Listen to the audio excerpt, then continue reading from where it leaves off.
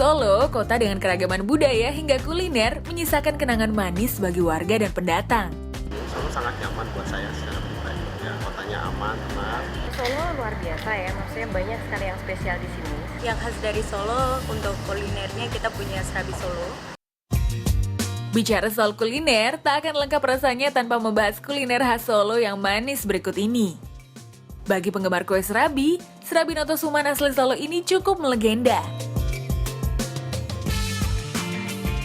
Toko yang terletak di Jalan Notosuman ini sudah ada dan dikelola secara turun-temurun sejak tahun 1923 loh. Makanya nggak heran kalau sudah banyak penghargaan yang didapatkan oleh toko ini.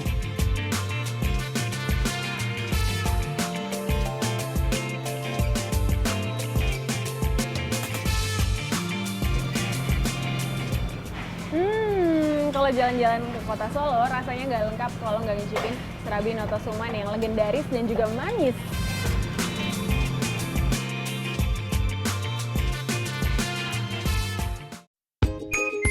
Dari dulu hingga sekarang pun, Serabi ini tetap konsisten mempertahankan cita rasanya yang lezat. Rasanya tuh beda banget sama Serabi yang lainnya karena tengah-tengahnya sangat lembut banget pas digigit.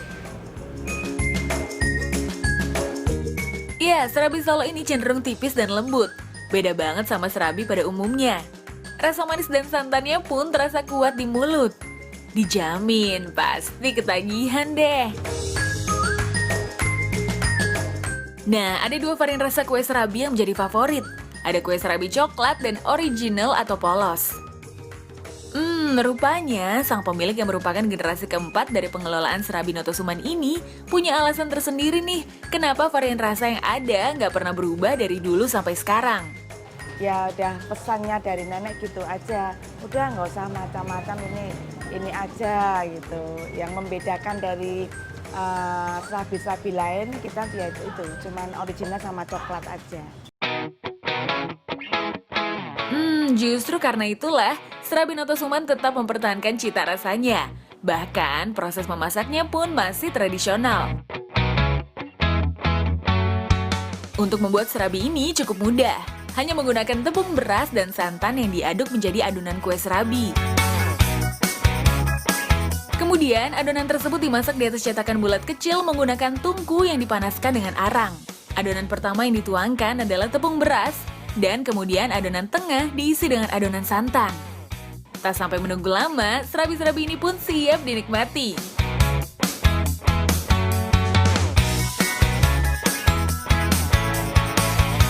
Untuk serabi coklat, hanya perlu menambahkan taburan meses coklat di atas serabi yang masih panas, supaya coklat ikut meleleh dan menyatu dengan serabi.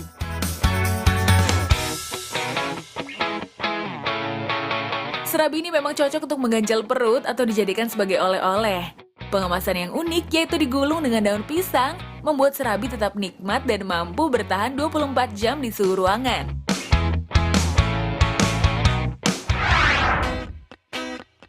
Memburu jajanan manis dan legendaris di kota Solo tentunya lebih mudah kalau mencarinya di Pasar Gede Harjonagoro.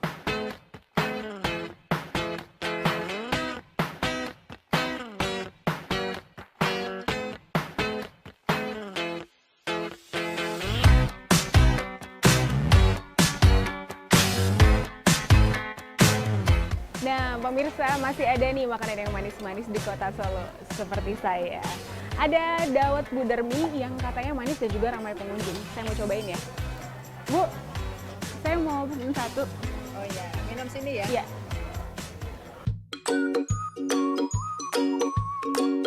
Ini dia kuliner yang wajib dicoba, es dawet lasih. Ya, ramuan es dawet tradisional Solo yang sudah ada sejak dulu dan dikelola turun-temurun 3 generasi. Semangkuk es dawet ini berisi ketan hitam, tape ketan, jenang sumsum, biji telasi, cairan gula, dan santan dengan tambahan es batu.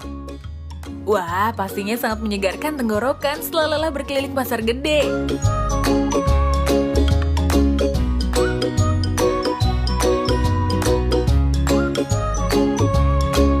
Mesti siap-siap deh untuk mengantri, karena pembeli pasti selalu menyerbu untuk memesan es dawet ini. Nah, makanya jangan berharap selalu bisa mendapatkan tempat duduk dan meja ya. Pembeli bahkan harus berdiri sekalipun sedikit terganggu hilir mudik pengunjung pasar gede. Enak sih dan legendaris. Biasanya 1 bulan begitu. So, kecuali setiap tahun saya datang. Harganya? Cukup dengan Rp8.000 kita bisa merasakan sensasi es dawet ini, baik disantap di lokasi maupun langsung membawanya pulang. Jajanan pasar memang memiliki khas yang tak terlupakan, bahkan membuat penikmatnya serasa kembali ke tempo dulu. Dari beragam jajan pasar, hanya sedikit yang mampu bertahan. Selain dawet, masih ada jajanan pasar khas Solo yang unik dan manis. Ya, lenjongan. Nah, ini dia lenjongan yang manis-manis dari Solo.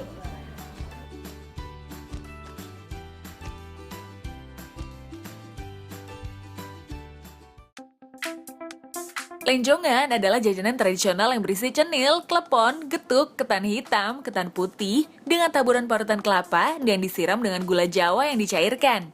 Penyajiannya pun cukup unik, yaitu dengan daun pisang.